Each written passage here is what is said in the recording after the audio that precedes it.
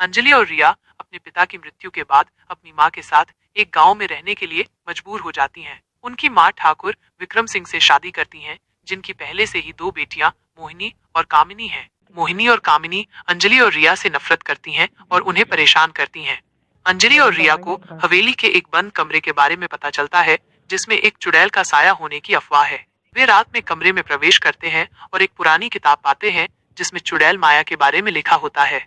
मोहिनी और कामनी का सच। अंजलि और रिया को पता चलता है कि मोहिनी और कामनी माया की बेटियां हैं और उनमें चुड़ैल की शक्तियां हैं। मोहिनी और कामनी उन्हें धमकी देती हैं कि अगर उन्होंने किसी को बताया तो वे उन्हें मार देंगी। मोहिनी और कामनी अपनी शक्तियों का इस्तेमाल करके गांव वालों को डराती हैं और उन्हें नुकसान पहुंचाती हैं। गांव वाले ठाकुर विक्रम सिंह से मदद मांगते हैं, लेकिन वो अंजलि और रिया को दोषी ठहराते हैं।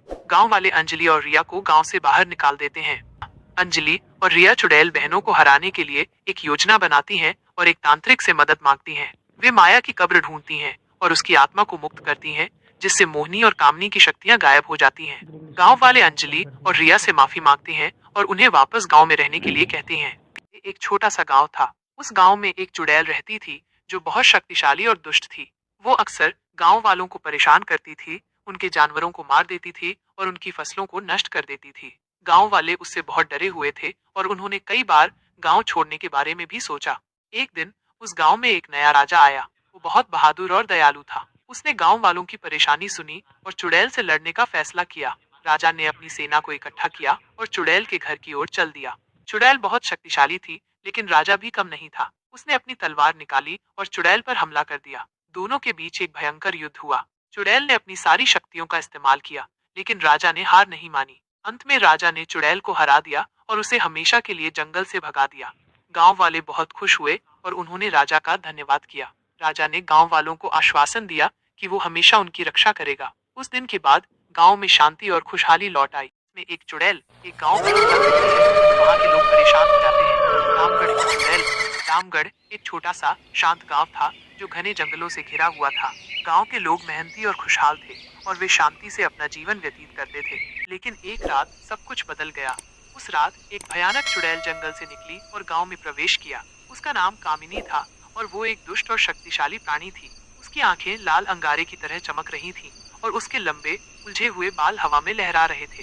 वो काले रंग के कपड़े पहने हुए थी और उसके हाथ लंबे और टेढ़े मेढ़े थे। कामिनी ने गांव वालों पर हमला करना शुरू कर दिया। उसने अपने जादू से घरों को नष्ट कर दिया, जानवरों को मार डाला और लोगों को डराया। गांव वाले भयभीत थे और वे जानते नहीं थे कि क्या करें। वे मदद के लिए चिल्लाए, वे मदद के लिए चिल्लाए, लेकिन कोई भी उनकी मदद के लिए नहीं आया।